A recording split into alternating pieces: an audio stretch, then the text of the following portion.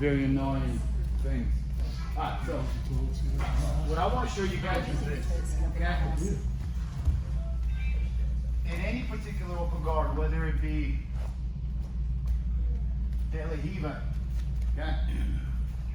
One of the first things that I do is remove this foot on the hip, step back, tuck it under, and step forward. Go back.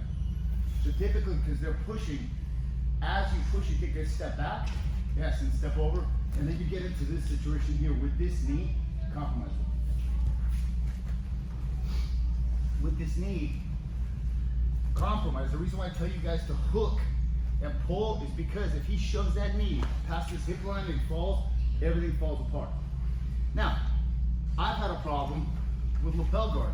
So as I'm here, from De La Hiva, sit up, grab the lapel, feed it, but he pushed this off his hip, and then he pushes me down this way here, and then all of a sudden my lapel guard falls apart. That has been bothering me a lot because that's very annoying when I don't succeed at that lapel guard. But this was in the early stages, and I'm like, oh man, I guess you gotta keep this foot across, okay, which is correct. And then I have my lapel guards that keep my right foot across the hip line. But if you push this down and underneath, it always messed me up until now. As you see, I have a hook, okay? And it's a single leg hook. I have a six leg grip. Walk here, step over to the left, okay?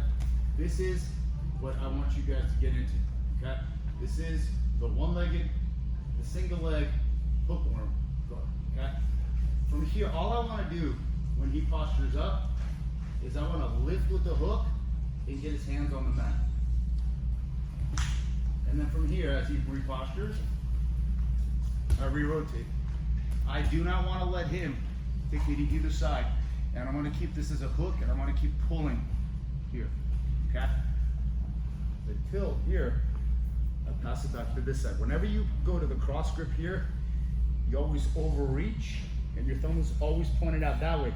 Because if I grab it like this right here, that doesn't make any sense because there's too much pressure on my wrist. So as I grab here and I lock it here, now I have the cross grip. So all I want from here is just to pull him in because it bends his knee and lift him to get his feet and hands on the mat. He will stand back up and I rotate around from here again. Lift, hand, he goes down on the mat and I rotate around. You see what my left leg is doing? It's hooking his foot. Okay? So now as I'm here, I pull this tight, I lift to the left, and then you're here. From here, just switch. Hand, loosen this up, and start cutting right here. Wow. And then just tap him right there on that inner thigh. Yeah, he didn't expect that. That sucked. Very annoying. Okay? So the way that you would feed this, a couple ways. Okay? I would start like this. When this is tucked in, the closest thing is this. Yeah. The closest thing is this. So as I go here, pull it, and I push. From here, I'm going to push away, hook his leg a little bit here, and feed this, and I'm going to drop it myself. Tilt to the left, lock it here. Now, I'm in a good spot. I want to get his hand, this is the drill. Hands to the mat, and he comes back, and I rotate around. See, I'm spinning towards his back.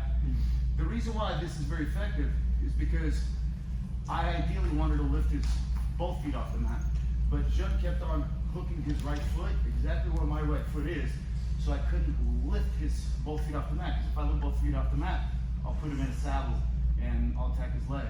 So as I would do this right here, he'd hook with this, and then he'd put it back on the ground, and I rotate this way here.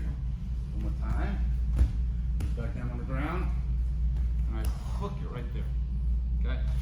And right here, all I'm doing is looking left, pulling in, because it bends his knee. He can't remove his foot, and I'm just gonna lift with my right hook that way, and he should fall.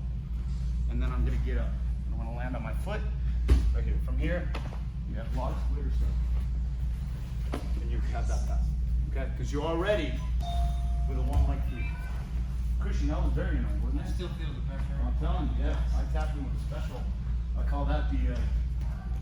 the transition. And we're talking about like a Bruce Jenner transition. All right, so we're here. Look, sit, look, feed, stand there. Sometimes when you get comfortable enough, you can be on your back, but on the elbow you have more mobility. Okay. From here, I want to pull him in and lift. Hands on the mat. He goes back up. And I slide around. See that leg right there? He's not getting it out because my left leg, but I have to, this won't work because he could step out of it. This will work right here. See how I'm completely trying to, we did this similar type of sweep off of Daily Heel where you get up and you pull that leg back. So from here, all I'm gonna do is look left, lift with this hook right here. He'll fall, and I want my right foot, you gotta keep it connected so your toes don't get jammed. I wanna get on my right foot and immediately get up from here. Look. From here, okay? Loosen this, start cutting, let go of the belt, and you're in, okay? This is the beginning stages of this particular series of controls because as I'm here, he can easily push that down. Now I'm here, so you get that cross grip, and I'm here because if I can lift him completely all the way up here, then we can get here, and then his feet will compromise. But I've already taught you guys this. However, the belt works much more effectively for this technique than the lapel. However, if this thing gets untied, same thing happens with this. 1, 2, 3. Except the lapel controls his posture. The belt controls his hips. Okay? So as I'm here, I lift him up, comes up as much as he can. And so here, I crawl behind him. Right here. Here, switch the hand grip, cut across here, maybe we'll lift right into that hip. See if you go by, and then you pass. Okay? The great thing is you have two options for grips. And the first one will be your left hand, what you're gonna do with the belt. Okay? Because you're gonna hook, push, feed it to the left. Goes around your right leg, basically under your right, under his right. Okay? And then hook right here. I won't do too hard as I did last time. Okay? And now you're here. Okay? I haven't switched the grips. When I switch the grips, I fall to my left side so I can like reach down here and pass it so I can take all the tension out. Okay? If he keeps standing, he postures up, and I'm here, come up, kind of falls, he stops, he postures back up. And you can get up. Also, this is a different variation. Okay? But you're going to switch the grips. So you're going to get across. Is the belt / lapel what's preventing him from shoving your knee past, or do you start putting his hands on that when he goes for that knee? It's an excellent question. Look what happens here.